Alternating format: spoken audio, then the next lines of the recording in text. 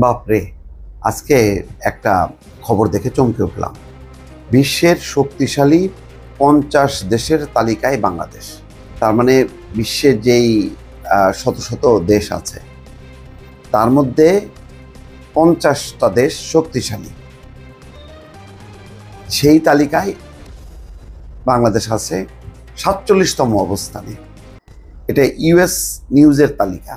এটা হলো যুক্তরাষ্ট্র ভিত্তিক সংবাদ মাধ্যম।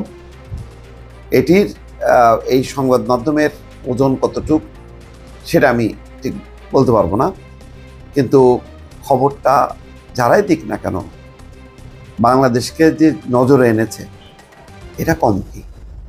এগুলি হলো প্রেরণা।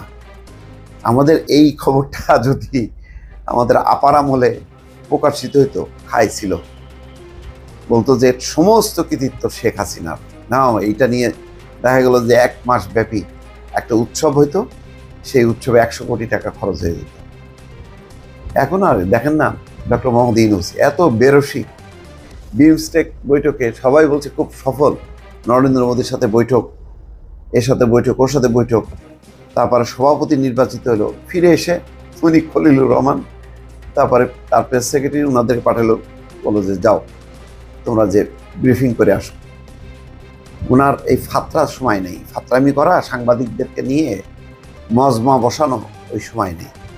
ওনার পক্ষ থেকে যা বলার প্রেস উইং বলছেন। আর আমি নিজেও দেখছি যে প্রেস উইং খুবই অ্যাক্টিভ। ওনারা যে কোনো কর্মকাণ্ডের সাথে সাথে আমি আমার হোয়াটসঅ্যাপে এতে পাঠাই দেয়, ছবি টবি সহ একেবারে খুব এত গতিসম্পন্ন প্রেস উইং আমি দেখিনি, খুব দ্রুত। থ্যাংক ইউ এটার জন্য। যাই হোক, এটা অন্য প্রসঙ্গ। এখন যে প্রসঙ্গটা সেটা হচ্ছে শক্তিশালী 50 দেশের তালিকায় বাংলাদেশের নাম আসছে। যুক্তরাষ্ট্র ভিত্তিক সংবাদ মাধ্যম ইউএস নিউজের করা তালিকায় দেখা যায় বিশ্বের শক্তিশালী দেশের তালিকায় 47তম স্থানে রয়েছে বাংলাদেশ। এক্ষেত্রে বাংলাদেশ পেছনে ফেলেছে আয়ারল্যান্ডের মতো ইউরোপীয় দেশকেও পেছনে ফেলে সামনে আছে। এটা হয়তো অনেক ক্যাটাগরি মিলায় একটা তারা সেই পরিমাপে পরিসংখ্যানে চলে আসছে বাংলাদেশের নাম। এই তালিকায় শীর্ষে রয়েছে যুক্তরাষ্ট্রের নাম, এটা নিয়ে কোনো বিতর্ক নেই। এরপর চীন, সম্ভবত বিতর্ক নেই। রাশিয়া বিতর্ক নেই। যুক্তরাজ্য, জার্মানি বিতর্ক থাকার কথা না। পত্রিকাটি জানায় যেসব দেশ বৈশ্বিক নীতি নির্ধারণী পর্যায়ে রয়েছে এবং অর্থনীতিতে জোরালো ভূমিকা রাখে তাদেরকে ধরা হয়েছে। এছাড়া নিয়মিত সংবাদের শিরোনাম হয়, সব কিছু বিবেচনা করে এই তালিকা তৈরি করা হয়েছে।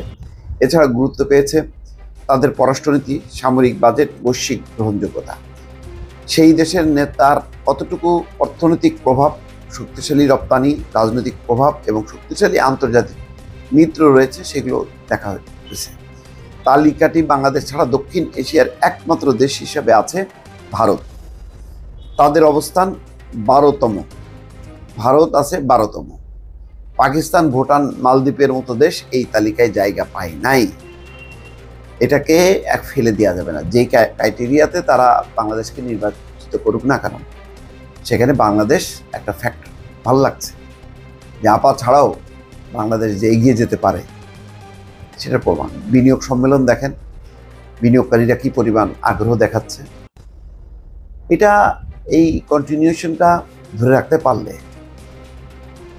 ওই আপার মতন 15 বছর লাগবে না, 5 বছরেই বাংলাদেশ মাথা তুলে দাঁড়াবে এবং অত্যন্ত শক্তিশালী একটা দেশে রূপান্তরিত হবে। এখন কতখানি এটা সম্ভব হবে, এটা আমাদের আবার সেই তহিদি জনতা যেইভাবে ভাঙচুর, বিক্ষোভ, হামলা টামলা করতেছে, এগুলি যদি বন্ধ না করে তাহলে 12টা বাজবে আর কি। আর যদি এগুলি নিয়ন্ত্রণ করা যায়, ইনশাল্লাহ আগাবে। ভালো থাকবেন। আল্লাহ হাফেজ।